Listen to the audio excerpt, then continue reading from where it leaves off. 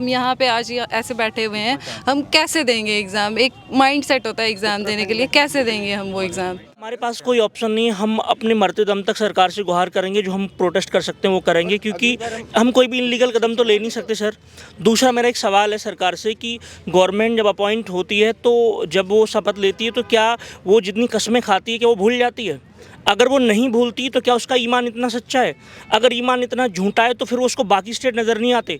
मैं बात बहुत अच्छे से जानता हूँ कि जम्मू एंड कश्मीर को अगर हम अदर स्टेट से कंपेयर करें तो यहाँ का वेदर हो, चाहे यहाँ के सर्कमस्टांसेस हो, चाहे यहाँ के इंटरनल एक्सटर्नल सिक्योरिटी हो, बिकॉज बॉर्डर पाकिस्तान से लगता है, तो उस हिसाब से और जितने भी अलग रीज़न हैं उस हिसाब से मैं तो बोलता हूँ अदर स्टेट से ज़्यादा एज होनी चाहिए।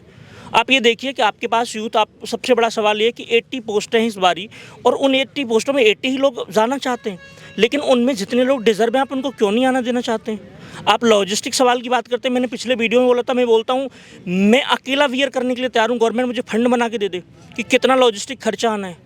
मैं ऑफिशियली बोल रहा हूँ ये बात। अगर गवर्नमेंट को लगता है कि उन्होंने केवल अपनी जो भी ट्रांसपोर्ट के अपने पर्सनल एक्सपेंसेस के लिए सरकारी बजट को यूज़ करना है तो मैं पर्सनली वेयर कर सकता हूँ। गवर्नमेंट मेरी बात रिकॉर्ड कर ले और मेरा पैन कार्ड से डेटा चेक कर ले। मैं कोई ऐसा पैसा नहीं कमाया है जिसको मैं देना चाहता हूँ। मेरा एक सवाल है गवर्नमेंट से।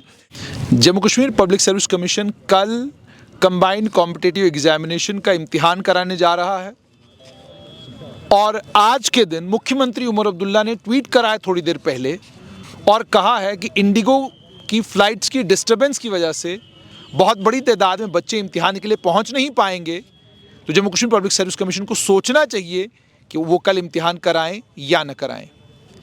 बदकिस्मती जम्मू कश्मीर की ये है कि यहाँ तमाशा ज़्यादा है और काम कम है। सरकार जब बनी थी साल पहले, नवंबर 2024 में आते ही सरकार ने एज रिलैक्सेशन दिया, और उसके बाद सोशल मीडिया पर वो तमाम बयान नेताओं के मौजूद हैं, जिसमें उप मुख्यमंत्री का बयान है, अन्य कई नेताओं का बयान है। उन्होंने कहा था ये हमारे हाथ में है, हमने कर दिया, पुलिस हमारे हाथ में नहीं है, हम नहीं कर पाएंगे, क्योंकि तब बच्चे पीएसआई के लिए भी एज रिलैक्सेशन मांग रहे थे। अब जाहिर सी बात है इन बच्चों को ये तवक्का थी सरकार एक पॉलिसी डिसीजन लेगी और तय हो जाएगा कि अपर एज लिमिट जम्मू कश्मीर में सरकारी मुलाजमतों के लिए 35, 38 कुछ भी सरकार तय कर सकती है। आपकी जानकारी के लिए बताएं, कई राज्यों में अपर एज लिमिट सरकारी मुलाजमतों के लिए 42 है जनरल कैटेगरी में, 48 है रिजर्व कैटेगरी में। यानी 48 साल की उम्र में आप एक शख्स को मुलाजिम बनाते हो और उसे टीचर या अध्यापक स्कूल में लगाते हो। ये अलग अलग राज्य अपने हिसाब से अपने राज्य को ध्यान में रखते हुए, केंद्र शासित प्रदेश को ध्यान में रखते हुए पॉलिसीज़ बनाते हैं। लेकिन जम्मू कश्मीर की विडंबना है कि यहाँ एक्सपेरिमेंट बड़े होते हैं। हर जो बाबू आता है वो एक नया एक्सपेरिमेंट करना शुरू करता है, और उस एक्सपेरिमेंट का शिकार होते हैं तमाम बच्चे जिनका काम था लाइब्रेरियों में बैठकर इम्तिहान की तैयारी करना और कल होने वाले इम्तिहान के लिए तैयार होना। ये बच्चे काफ़ी बड़ी तादाद में यहाँ बैठे हुए हैं, और बैठे इसलिए हैं कि सरकार ने कहा है कि हम एज रिलैक्स करेंगे, और इन्हें तवक्का ये है कि शायद शाम तक Jammu Kashmir public service commission तमाम मुश्किलात को ध्यान में रखते हुए एग्ज़ाम को पोस्टपोन करे और सरकार एज रिलैक्सेशन दे दे, पोर्टल दोबारा खुले और इन्हें फॉर्म भरने का मौका मिले। आइए इनसे बात करते हैं, इनकी तकलीफ़ को समझने की कोशिश करते हैं। मुझे ये बताइएगा कि जब चुनाव हो रहे थे, आप ही में से नौजवान थे जो झंडे भी लगा रहे थे, पोस्टर भी लगा रहे थे, तकरीरें भी कर रहे थे कई स्टेजों पर चढ़कर। मेरे पास सोशल मीडिया पर बहुत सारी वीडियोस हैं ऐसी। नौजवान बिल्कुल बड़ी ज़बरदस्त तकरीरें उनने की, वलवला अंगेज़ तकरीरें। उनने कहा इनकलाब आने वाला है, तब्दीली आएगी। साल हो गया, कोई policy decision combined competitive examination को लेकर सरकार ने नहीं लिया। कारण क्या है? क्या आपको सरकार नॉन सीरियसली लेती है सरकार बनने के बाद, और सीरियसली लेती है जब आपसे वोट लेना होता है? इशू ऐसा हुआ है, जब बच्चों ने, आज से ये शुरू नहीं हुआ है, ये हर साल हमें जाना पड़ता है। 2019 के बाद से हम हर साल जाते हैं इनके पास। इस साल भी 5 महीने पहले से हमारी डेलीगेशन जाने लग गया था इनके पास, जिन्होंने 15 से ज़्यादा मीटिंग्स करी, इनसे मुलाकात हुई। इन्होंने हमें एक तरीके से एश्योर करवाया। 15 से ज़्यादा मीटिंग्स हो चुकी हैं। आप कब से जा रहे हैं? देखो अब क्या है, हम सारे अलग अलग डेलीगेशन हैं, कुछ डेलीगेशन जा रहे हैं, अक्षय दर जैसे वो हैं, वो 15 से ज़्यादा मीटिंग्स कर चुके हैं। मैं आपको बता रहा हूँ पिछले हफ्ते में ही मेरे ख्याल से 4 से 5 मीटिंग्स तो पिछले हफ्ते में हो चुकी है, जिसमें एलओपी और सीएम साहब उनसे 24 को सीएम ने, जो हमारे सीएम साहब हैं, इन्होंने वर्बल एश्योर किया था कि दे दिया जाएगा, और इस पर बोला फाइल करके 24 कब? 24 ऑफ ये नवंबर? नवंबर में 24 नवंबर को। और आपने एश्योरेंस 24 नवंबर को ले लिया? हाँ जी, 24 को एश्योरेंस मिलता है, कहा ये फाइल बन के चली जाएगी। और जैसे पीएससी को 29 को एडमिट कार्ड निकालने चाहिए थे, वो उन्होंने नहीं निकाले। वो एडमिट कार्ड हमें मिलते हैं 1 को, जो कि 2 दिन के बाद, जिससे कुछ बच्चे जो पहले आने वाले थे उनको लगा शायद इसमें कुछ हलचल हो रही है, इसको किया जाएगा। 2 को एनसी की तरफ से ट्वीट किया जाता है कि आपको, मतलब हमने फाइल आगे से बना के, जिसको वर्बल एश्योर किया गया था, वो फाइल आगे भेज दी गई और है। एनसी ट्वीट नहीं करती है, बल्कि नेशनल कॉन्फ्रेंस की कम्युनिकेशन हेड, नेशनल कॉन्फ्रेंस के मुख्य प्रवक्ता, मुख्यमंत्री के दाहिना हाथ माने जाने वाले तनवीर सादिक ने ट्वीट करके कहा फाइल हमारे यहाँ से उपराज्यपाल के पास जा चुकी है। 2 तारीख को उन्होंने आपको जानकारी दी। तो आपने उनसे पूछा कि 2 दिसंबर को आपने फाइल क्यों भेजी? आपको क्या नवंबर 2024 से लेकर नवंबर 2025 तक कोई समय नहीं मिला फाइल भेजने का? इसके बारे में तो मतलब ज़्यादा वो जानकारी नहीं है हमें, बट हमें बार बार जाके ये पूछना पड़ा। उसके बाद इन्होंने वापस जब फाइल आगे चली गई, एलओपी उनसे मिले, इन्होंने आगे बोला कि फ़ाइल में कुछ इश्यूज़ हैं, कुछ क्वेरीज देके वापस भेज दिया गया। और उसके बाद आज तक हम एज स्टूडेंट्स अलग अलग डेलीगेशंस अलग अलग जाके, इस टाइम बीजेपी ऑफिस के बाहर भी कुछ डेलीगेशन खड़ा है। कल रात को 8 बजे तक यहाँ पे सेक्रेटरीट में थे, आज सेक्रेटरीट बंद है, कल 8 बजे तक वहाँ पे डेलीगेशन था। सब अलग अलग जाके सब अपने अपने तरीके से पूछ के ये करने की कोशिश कर रहे हैं। और अभी कुछ देर पहले भी हमें बोला गया कि अभी ट्वीट आया सीएम उनकी तरफ से, सदीक सर की तरफ से, और जिसमें हमें बोला गया कि एग्ज़ाम पोस्टपोन करो। और हमें ये इशू यहाँ पे आ रहा है कि जब हम एक ऑफिस में जाते हैं, अगर हम सीएम ऑफिस में जाते हैं, हमें बोलते हैं फाइल दूसरे ऑफिस में, एलजी ऑफिस में, जब एलजी ऑफिस जाते हैं बोला जाता है फाइल सीएम ऑफिस में है। एज अ स्टूडेंट हम बहुत बड़े बंदे नहीं हैं, हमें नहीं पता पॉलिटिकल गेम क्या है। हमारे साथ क्लैरिटी क्यों नहीं रखी जा रही है? हमें ये क्यों नहीं बताया जा रहा है कि फ़ाइल कहाँ पे है या इस फाइल के साथ क्या होगा? अगर आपको नहीं प्रोवाइड करना है, आप मत प्रोवाइड करो, एक बार एटलीस्ट क्लियरली बोल तो दो। ये सिर्फ एज रिलैक्सेशन से मुद्दा शुरू हुआ था। यहाँ पे हर एज ग्रुप का, 24 के बाद हर एज ग्रुप का बंदे को इशू आया है। यहाँ पे कौन पढ़ पाया है? जब सीएम जो कि हाईएस्ट अथॉरिटी होता है स्टेट में, अगर वो आके हमें ये बोल देते हैं, ट्वीट कर देते हैं कि एज रिलैक्सेशन ग्रांटेड, उसके बाद क्या ये ऐसा एग्जाम तो है नहीं है कि आप सेम कॉन्टीन्यूस इंटेंसिटी से पढ़ते रहते हो? हमारी पढ़ाई पे बहुत ज़्यादा इंपैक्ट हुआ है। यहाँ पे आप देख लीजिए, हर एज ग्रुप का बंदा खड़ा है, हमारे पास कोई रिजॉर्ट ही नहीं है। हर तरीके से हमारी डेलीगेशन हर जगह चली गई है। अब हमारे पास लास्ट रिजॉर्ट ये आ गया है कि हम यहाँ पे बैठ के, हर एज ग्रुप का बच्चा यहाँ पे बैठ के प्रोटेस्ट कर रहा है ताकि हमारी आवाज़ सुनी जा सके। कैसा लग रहा है अब आपको? जिस समय चुनाव होने वाले थे तब आपके पास आकर वोट की भीख मांगी जा रही है, और अब आपकी हालत ये है कि ट्विटर के ज़रिए सरकार आपकी बात सुन रही है और ट्विटर के ज़रिए सरकार आपको बता रही है कि हम आपके लिए क्या कर रहे हैं। अभी इशू ऐसा है कि जब हम बीजेपी मतलब जो leader of opposition Sunil Sharma, उनसे मिलते हैं, हमारा डेलीगेशन मिलता है, तो वो भी बोलते हैं कि आपको हमारी तरफ से फुल सपोर्ट दी जाएगी। जब हम एनसी से मिलते हैं, उनके भी तरफ से बोला जाता है कि हम आपको फुल सपोर्ट देंगे। हमारा बस क्वेश्चन ये है कि इशू आ कहाँ पे रहा है? तो फाइल फंस कैसे रही है? अगर आप सभी हमें सपोर्ट प्रोवाइड कर रहे हो तो हमारा इशू कहाँ है? हमारी फाइल अभी तक क्लियर हुई क्यों नहीं है? आपने सिविल सर्वेंट बनना है आगे, तो क्या आप इस सरकार से ये पूछते हैं ये सवाल कि 58 ऑफिस केस जेकेएस ऑफिसर्स आपको ट्रांसफ़र करने थे, आपने कर लिए, तहसीलदार ट्रांसफ़र करने थे, आपने कर लिए, एक्सीएन ट्रांसफ़र करने थे, आपने कर लिए, आपको कोई पॉलिसी डिसीजन लेना था वो आपने ले लिया, कोठी को की मरम्मत आपने करवानी थी, करोड़ों रुपया आपने उस पर खर्च कर दिया। कहीं उपराज्यपाल आपको नहीं रोकते, लेकिन जो ही आपकी ये एज रिलैक्सेशन की फाइल जाती है, उपराज्यपाल इसी एक फाइल को क्यों रोकते हैं, बाकी फाइलें क्यों नहीं रोकती? मुझे ऐसे लगता है एज ए एस्पिरेंट, ये हम अभी इस सिस्टम में नहीं है, हम पॉलिटिक्स नहीं समझते, हम बाकी चीज़ें नहीं समझते। हमें बस इतना पता है, जितना हमने पढ़ा है, कि हम यहाँ पे बैठ के अपनी डिमांड रखते हैं। हम इस उम्मीद से यहाँ पे आए हैं कि गवर्नमेंट जो भी साइड है, अगर बीजेपी की तरफ से कुछ अड़चन है या जो भी दूसरी जिस तरफ से भी कोई अड़चन है, एलजी की उनके ऑफिस से अड़चन है, हमारी अड़चन क्लियर करी जाए। हम आम स्टूडेंट हैं, हम पॉलिटिकल बैकग्राउंड से नहीं है, हमें नहीं पता कि क्या चल रहा है, हमें बस यहाँ पे दरबदर किया जा रहा है। हम बस ये बोलते हैं कोई भी जो भी करे, हम थैंकफुल हैं, सभी अथॉरिटीज़ से कर रहे हैं, किसी एक को भी रिक्वेस्ट नहीं कर रहे हैं। जिसके पास पावर है, जिसने इसको होल्ड करके रखा है, एटलीस्ट आप इसको क्लियर करो ताकि बच्चों को थोड़ी सी क्लैरिटी मिल सके और रिलीफ मिले। कल सुबह एग्जाम है और हम यहाँ पे बैठ के प्रोटेस्ट कर रहे हैं और ये कलम 3 बजे से यहाँ पे है। अच्छा, मुझे बताइएगा, नवंबर 2024 में फॉरेन फाइल गई, फॉरेन फाइल आई, फौरन एज रिलैक्सेशन मिल गया। नवंबर 2025 में क्या मसला हो गया हुआ है? सर देखिए, अभी कोई बच्चा हमारा कोई किसी टेबल पे नहीं है, ब्यूरोक्रेटिक टेबल पे नहीं है, कोई तहसीलदार नहीं है, कोई बीडीओ नहीं है। अभी ये हर बच्चे को ऐसे लाइटली ले रहे हैं, बट इनको ये चीज़ नहीं पता कि यही बच्चा कल जाके तहसीलदार बनेगा, यही बच्चा जाके कल बीडीओ बनेगा। अगर ये आज बच्चों को ऐसा ट्रीटमेंट दे रहे हैं तो इनको ये नहीं पता कल 2 साल बाद यही बच्चा आके उस टेबल पर जब बैठेगा तो वो उस टेबल पर जाके जो फैसले लेगा उसके जिम्मेदार भी यही रहेंगे। क्योंकि जो आज हम अभी देख रहे हैं, इन्होंने क्या किया, पहले इन्होंने हमें आश्वासन दिया, मैनिफेस्टो में भी आया, इन्होंने कहा कि हम आपको एज रिलैक्सेशन परमानेंट देंगे। इतना ही नहीं था, मैनिफेस्टो में था आपकी फीस माफ होगी, बिना फीस के क्या कहते हैं आपको जेकेएसएसबी का फॉर्म भरना पड़ेगा, और भी कई वादे थे। इन्होंने ये एक चाहा कि जब इन्होंने स्टेट को यूटी में कन्वर्ट किया, इन्होंने ये चाहा कि जो हमारा स्टेट का पैटर्न हो वो यूपीएससी के पैटर्न पे आए। इन्होंने सिलेबस चेंज करके प्रॉपर यूपीएससी का पैटर्न लाया। इन्होंने एज का जो फैक्टर था वो 32 ला के इनको यूपीएससी का पैटर्न बनाया। सब कुछ वो किया, बट 2019 से लेकर तुमने आगे 3 साल तक तुमने यूपीएससी के पैटर्न पे हर साल एग्जाम कंडक्ट क्यों नहीं कराया? पहली बात तो ये 2 साल जो बच्चों के 2 साल में एक एग्ज़ाम, 2 साल में एक एग्ज़ाम, 2 साल में एक एग्ज़ाम ये करा रहे थे, ये चीज़ इनके दिमाग में नहीं आ रही थी। उसके बाद जब इस बार गवर्नमेंट बनी, इन्होंने कहा कि ये जो एज रिलैक्सेशन का इशू है हम इसको परमानेंटली सॉल्व करेंगे। तो पिछले साल बच्चों ने कहा कि अक्टूबर में अभी नई सरकार बनी है, तो इन्होंने कहा है इस बार ले लो आप टेम्प्रेरी, वो तो हम आगे करेंगे। बच्चों ने सोचा कि ठीक है, अभी सरकार भी नई बनी है, अभी इनको अपनी काफ़ी सारी चीज़ें करनी है। तब बहुत सारे चल रहे थे, इनको एक रेजोल्यूशन देना था, दूसरा रेजोल्यूशन देना था, तब बहुत सारी चीज़ें चल रही थी पार्लियामेंट यहाँ हमारे हाउस में। तो इनको लगा कि अभी यहाँ पे इन पर बहुत सारा लोड है, तो हम बाद में इनको करा देंगे, फिलहाल 1 टाइम ले लेंगे। इन्होंने 1 टाइम उस टाइम दे दी, फेब में इन्होंने एग्ज़ाम कंडक्ट करा लिया। उसके बाद अभी मेंस का रिजल्ट आने से पहले इन्होंने ये हमारा दूसरा एग्ज़ाम भी कंडक्ट करा लिया। दूसरा एग्ज़ाम कंडक्ट कराने जा रहे थे।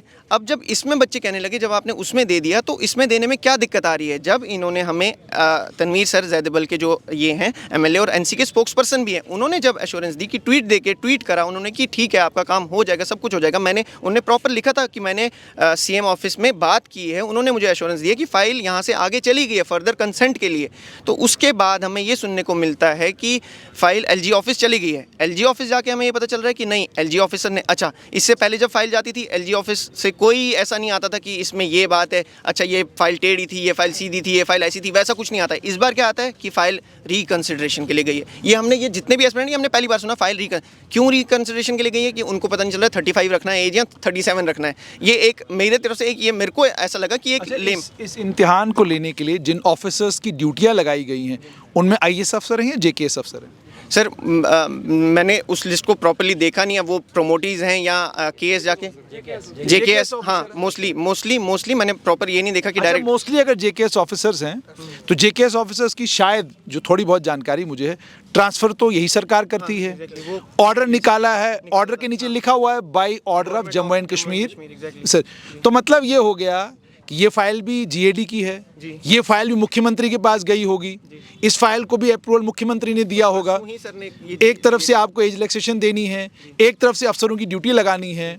तो मतलब मैं समझना चाहता हूँ उपराज्यपाल की जिम्मेदारी कहाँ पर? मैं यहाँ पे ये चीज़ जो हो रही है ना, ये सर ये पावर टसल चल रहा है यहाँ पे। पावर टसल क्या चल रहा है कि अगर वो कह रहे हैं कि हमारे थ्रू मिलेगी तो वो चाहते हैं कि हमारे थ्रू ही मिलनी चाहिए, मतलब इसमें दूसरे किसी का वो आना नहीं चाहिए। अगर हमें उपराज्यपाल के थ्रू मिलनी चाहिए तो उसी के ही थ्रू मिलनी चाहिए, दूसरों का बीच में नहीं आना चाहिए। दूसरी बार जो इन्होंने एक्सक्यूज़ दिया कि लॉजिस्टिक कॉस्ट अगर बेयर करेंगे तो हम इनको साइन कर देंगे, उसमें कोई दिक्कत नहीं है। हम उसके बाद इवन आज भी एलओपी सर से फ़ोन पर मैंने बात की। लॉजिस्टिक्स के बारे में भी आप तो पढ़े लिखे हैं। जम्मू कश्मीर सरकार का एक बजट बनता है या 2 बजट बनते हैं? जम्मू कश्मीर की सरकार जब बजट पेश करती है, एक बजट पेश करती है, 2 बजट पेश करती है, एक बजट पेश करती है, मतलब एक ही बजट होता है। जो पैसा आपने खर्च करना है या जो पैसा आपके पास आना है वो एक ही बजट डॉक्यूमेंट बनता है। ऐसा तो नहीं है कि उपराज्यपाल का कोई अपना बजट है, मुख्यमंत्री का कोई अपना बजट, एनुअली सेम बजट बन के एनुअली। ये जो कहा जा रहा है लॉजिस्टिक्स का खर्चा आप बर्दाश्त करो, वो कोई जाती खर्चा है मुख्यमंत्री का जो उन्हें बर्दाश्त करना है? सरकारी खर्चा है वो सरकारी, और वो सरकारी खर्चा भी नहीं। वो बच्चों से 1200 लेते हैं एक ओएमआर शीट का। हमें उससे ज़्यादा क्वेश्चन पेपर होता है, 8 पेपर का क्वेश्चन पेपर होता है। उसके बाद हमारी एक ओएमआर शीट होती है, उस पर एक एक्स्ट्रा शीट लगी होती है। 1200 या ऑलरेडी हमसे चार्ज करते हैं, जो कि इन्होंने बोला था हम उसको भी कम करेंगे, जो यूपीएससी की फीस है उसी पे लाएंगे। मैंने कहा कि आपको ये कहा गया कि जी लॉजिस्टिक्स की कॉस्ट बियर करने के लिए कहा उपराज्यपाल ने। तो मतलब मैं ये समझना चाहता हूँ Jammu Kashmir public service commission के फैसले जम्मू कश्मीर सरकार करने का इख्तियार रखती है। Lieutenant governor J and K reorganisation act के तहत जम्मू कश्मीर के सर्वे सर्वा हैं।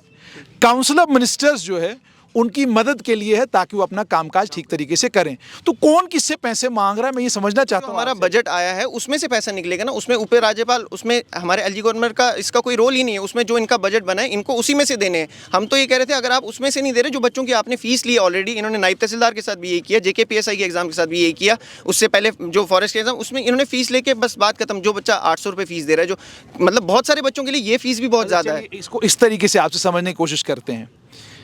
इम्तिहान किसने कराना है? Jammu Kashmir public service commission ने। कोई भी कंपनी अगर जम्मू कश्मीर में कोई इम्तिहान कराना चाहती है तो क्या उस कंपनी की मदद करने के लिए जो ऑर्गेनाइजेशंस आएंगी, खर्चा कौन बियर करेगा? कंपनी बियर करेगी या सरकार बियर करेगी? सरकार बेयर करेगी, वो उनको पैसा प्रोवाइड करेगी कि वो एग्जाम फेयरली कंडक्ट करें, उनका रोल है वहाँ पे। ठीक जी, वो कंडक्ट करेंगी कि उन्होंने अपना रोल करना है, इन्होंने एक फेयर तरीके से कंडक्ट करना है। इनकी जो भी हेल्प होगी वो इनको सरकार प्रोवाइड करेगी। इन्होंने क्या करना है, स्टूडेंट्स को एक अच्छे से वो मिले, मतलब उनमें ये पार्शलिटी ना आए कि इन्होंने ये कर दिया वो कर दिया। एक प्रॉपर बिठाया जाता है, कंपनी को बिठाया जाता है, सेटअप देते हैं उनको कि आपको इतने बजट में ये करना है, इनका एग्जाम कंडक्ट कराना है। वो जब एक अमाउंट ऑलरेडी सेट कर दिया जाता है, उस अमाउंट में मुझे ये नहीं समझ आ रही वो हमसे एक्स्ट्रा अमाउंट क्यों चार्ज कर रहे हैं, जब ऑलरेडी वो अमाउंट सेट है, वो गवर्नमेंट ने देना है और उसमें हमारी फीस भी इंक्लूड होती है। तो फिर हमसे ये लॉजिस्टिक वाला ये जो चल रहा था, ये क्यों कि प्रिंटिंग पेपर का जो पेपर प्रिंट हुआ उसका खर्चा, जो ट्रांसपोर्टेशन चार्जेस आई उसका खर्चा, ये खर्चा बच्चे इस पे भी राजी हो गए थे कि हम 200 300 जो फॉर्म्स दोबारा खुलेंगे, जब फॉर्म्स दोबारा खुलेंगे हम उसमें 200 300 एक्स्ट्रा पे करेंगे, क्योंकि उनके करियर का सवाल है। वो अगर 8 साल से प्रिपेयर कर रहे हैं, 9 साल से प्रिपेयर कर रहे हैं, बेयर मार्जिन से कोई 32 है, कोई लगभग कितने बच्चों ने फॉर्म भरा होगा Jammu Kashmir public service commission? अभी जो करंट हमने डेटा देखा था 15,000 था करंट डेटा, जो ये 32 से बिलो हैं, और जो 32 से अबो हैं वो हैं समथिंग 4300 आई गेस 4300 बच्चे हैं जो 32 प्लस हैं जिन्होंने अभी भरना था। तो ये कह रहे थे अगर उनसे 200 रुपये आप 400 रुपये एक्स्ट्रा लेके, जो आपका कॉस्ट है कितना ही कॉस्ट होगा, 50,000 लाख, इससे ज़्यादा हो नहीं सकता। इतना प्रिंटिंग चार्जेस 2 लाख हो जाए तो गवर्नमेंट जब इतने फंड्स को ये बेयर कर सकती है, इतनी बड़ी बड़ी चीज़ों के लिए ये पे कर सकती है, बड़ी बड़ी चीज़ें बहुत सारे प्रोजेक्टों के लिए जब ये आंख बंद करके अलॉट कर सकती है, ये तो स्टूडेंट, ये बच्चे कल को जाके इस चेयर पे बैठेंगे, इस टेबल पे बैठेंगे, कल को ये डिसाइड करेंगे कि इस एरिया के लिए कितना बजट चाहिए। वीडियो एक पूरा डिसाइड करता है बाद में कि इस एरिया के लिए मुझे कितना पैसा लेना है, उस एरिया के लिए कितना पैसा लेना है। तो ये उन्हीं बच्चों के साथ। अच्छा, मुझे बताइए आप कितनी बार, क्या सुना आपने, कितनी बार मुख्यमंत्री से मुलाकात हो चुकी है इस एज रिलैक्सेशन को लेकर? 15 बार। 15 बार? जी जी। इसमें हम सतीश शर्मा साहब के पास एक डेलीगेशन गया, उसमें हमारे सोहेल भाई भी गए थे डेलीगेशन लेके, उसमें प्रॉपर हमने फ़ोटोज़ भी वायरल की, क्योंकि बाद में ये ऐसा ना हो कि बोलते आए नहीं वो नहीं, प्रॉपर फ़ोटोज़ अपलोड किए गए कि हाँ हम गए थे वहाँ पे, उनने आश्वासन दिया। उसके बाद एक डेलीगेशन उनका अक्षय दर भाई का, वो अपना अलग से चल रहे थे, ये अलग से चल रहे थे, मतलब ये साथ में ही चल रहे थे, बट ये जिसको कनेक्ट कर पा रहे थे सबके पास जा रहे थे, सबके पास। ये प्रूफ है ऑनलाइन, हमने मुजफ्फर सर के थ्रू भी गए, जावेद सर के थ्रू भी गए, सबके थ्रू, जिन के थ्रू हम ये चैनल चला सकते थे। उसके बाद लास्ट पे सतीश सर ने हमें एश्योरेंस दिया कि मैं अभी आपकी बात सीएम सर तक पहुंचा दूंगा। उसके बाद जब बात सीएम सर तक जाती है, सीएम सर कहते हैं कि ठीक है मैं तो अपना अप्रूवल दे दूंगा, अब इसमें आगे एलजी का अप्रूवल आएगा। जब पिछली बार हमें लगा ठीक है नॉर्मल है, पिछली बार भी ऐसे ही हो गया था, एलजी सर का अप्रूवल आएगा। वहाँ से जब हमें अलग ही खेल खेल दिया कि नहीं अब ये रिकन्सिडरेशन होगा, अब इसमें लॉजिस्टिक कॉस्ट आएगी, अब ये बेयर करेंगे। अच्छा, फिर गवर्नमेंट मतलब खुद को ये करने के लिए कर रही है कि नहीं हम बेयर करेंगे, कोई बात नहीं हम बेयर करेंगे, चलो फाइल आगे लो।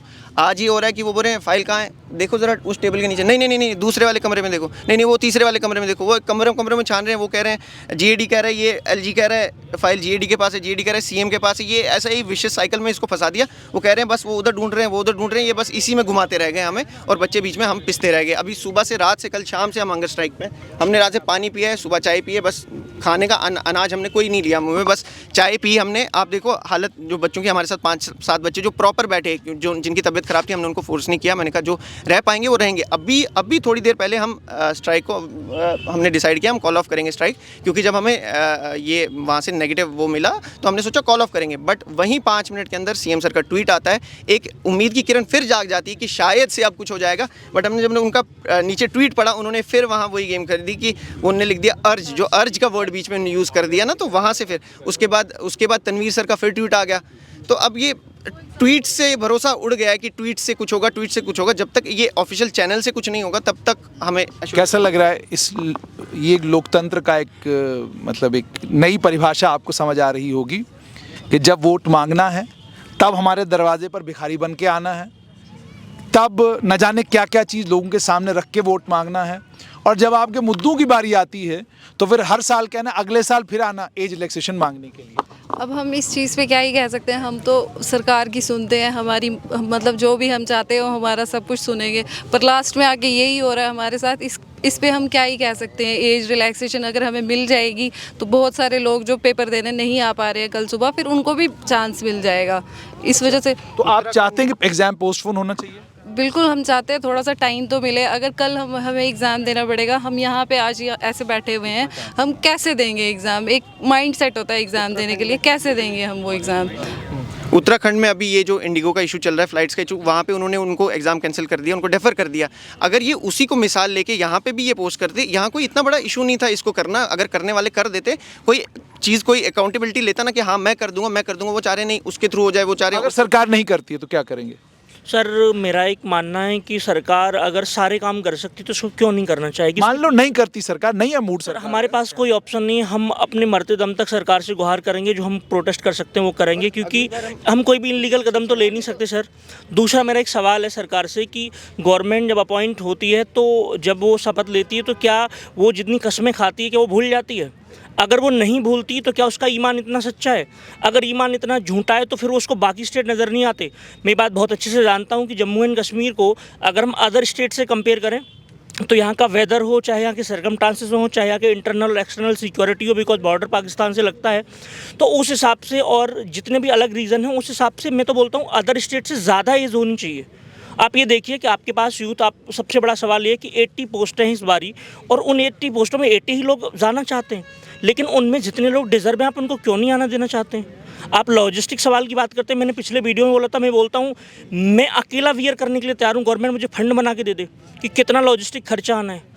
मैं ऑफिशियली बोल रहा हूँ ये बात। अगर गवर्नमेंट को लगता है कि उन्होंने केवल अपनी जो भी ट्रांसपोर्ट के अपने पर्सनल एक्सपेंसेस के लिए सरकारी बजट को यूज़ करना है तो मैं पर्सनली वेयर कर सकता हूँ। गवर्नमेंट मेरी बात रिकॉर्ड कर ले और मेरा पैन कार्ड से डेटा चेक कर ले। मैं कोई ऐसा पैसा नहीं कमाया है जिसको मैं देना चाहता हूँ। मेरा एक सवाल है गवर्नमेंट से कि why you are double face?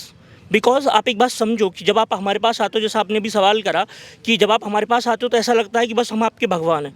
जब हमारी बारी आती है तो हमको महसूस करवा देते हो हम आपके नौकर हैं। तो मुझे समझ नहीं आ रहा कि अगर ये पावर हम ही दे सकते हैं तो ये पावर हम ले भी सकते हैं, तो ये बात सरकार खुद क्यों नहीं समझना चाहती? हम ही क्यों समझाने के लिए मजबूर होना चाहते हैं?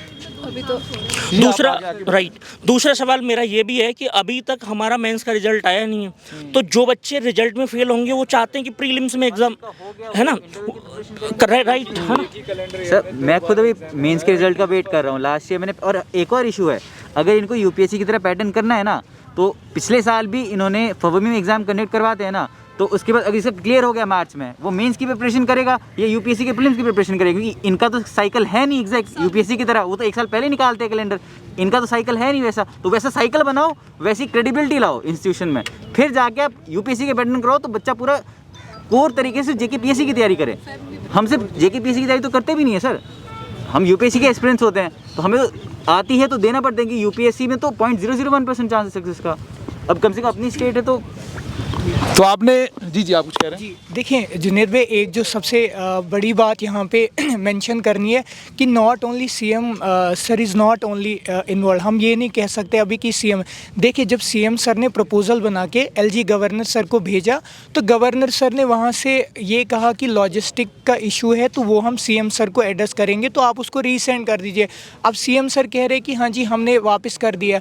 अब फाइल अब कहाँ है? अगर चलो मान लीजिए सीएम सर नहीं कर सकते, but LG sir can use his discretionary power to वो ये एडवाइस कर सकते हैं सबको, या ऑर्डर दे सकते हैं कि अब अगर आपका एज रिलैक्सेशन का इशू है उसको अगर आपने गवर्नमेंट और आपके बीच में कोई टसल है वो आप बाद में सॉल्व कर लीजिए। फ़िलहाल अभी जो ये पिछले 1 महीने से मैच चल रहा है जिसकी वजह से हर एक एज ग्रुप का जो बच्चा है वो क्या बोलते हैं उसकी प्रेपरेशन को डीरेल किया गया है। तो फॉर अ टाइम बिंग आप पेपर जो है थोड़ा पोस्टपोन कर दीजिए ताकि सारे बच्चे नॉर्मल उस मीडियम पे आ जाएँ। तो मेक श्योर कि इस ड्यूरिंग जो है कुछ ना कुछ सोल्यूशन निकलेगा ये रिलैक्सेशन पे, जिसकी वजह। और दूसरा इशू ये है कि अभी आप देखिए 70-80,000 अभी जो एयर फेयर जा रहा है बाहर से बच्चे, और I know more than 10 students जिन्होंने अपनी टिकट्स जो है सिर्फ इस एश्योरेंस से कटवाई कि गवर्नमेंट ने भी एश्योरेंस किया कि हाँ जी ये मसला सॉल्व हो जाएगा। और LOP सर भी अपनी तरफ से बोल रहे हैं कि हाँ जी हो गया, मैंने गवर्नर सर को भी बोल दिया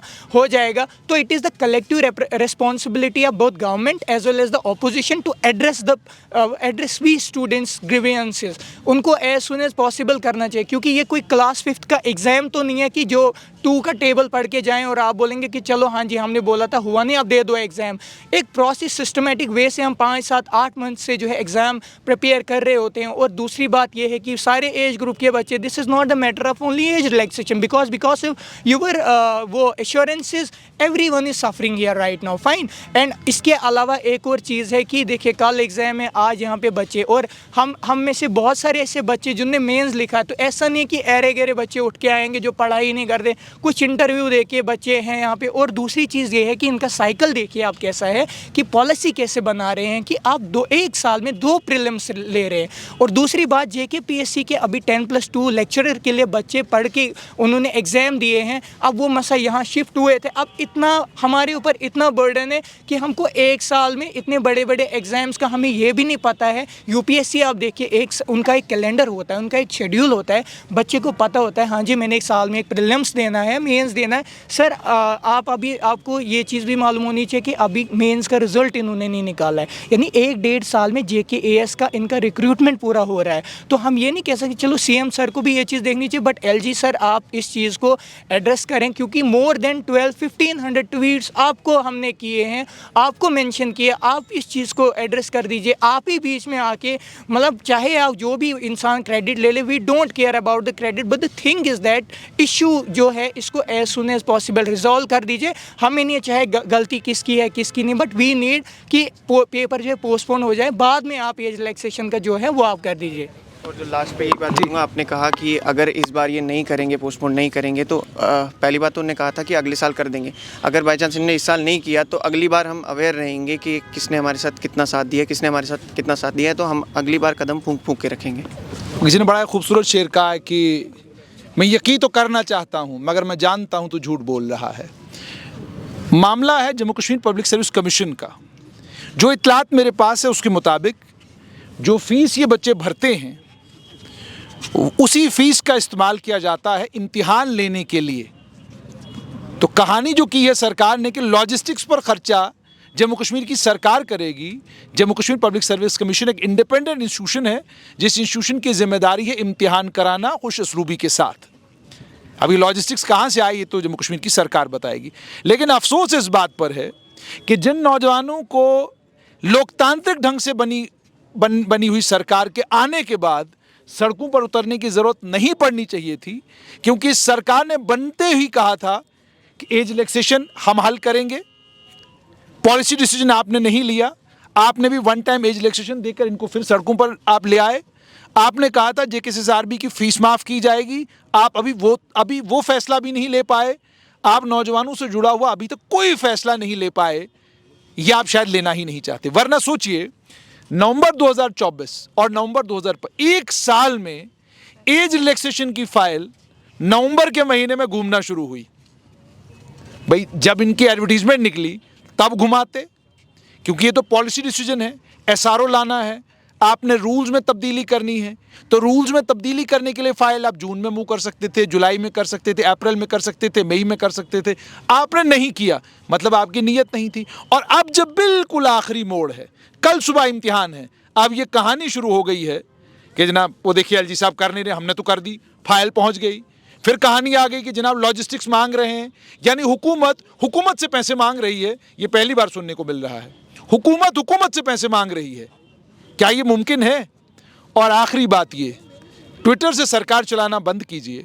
अगर आपका कोई मंत्री, आपका कोई नेता, आपका कोई एडवाइज़र इन बच्चों के पास आता, 10 मिनट इनके साथ बैठकर बात करता, इन्हें समझाता, क्योंकि हमें तो समझ नहीं आ रही लॉजिस्टिक्स की, इन्हें समझाता वो लॉजिस्टिक्स का मामला। ये भी पूछते कि जो फीस हम आपको देते हैं उसे कहाँ खर्च करते हैं आप।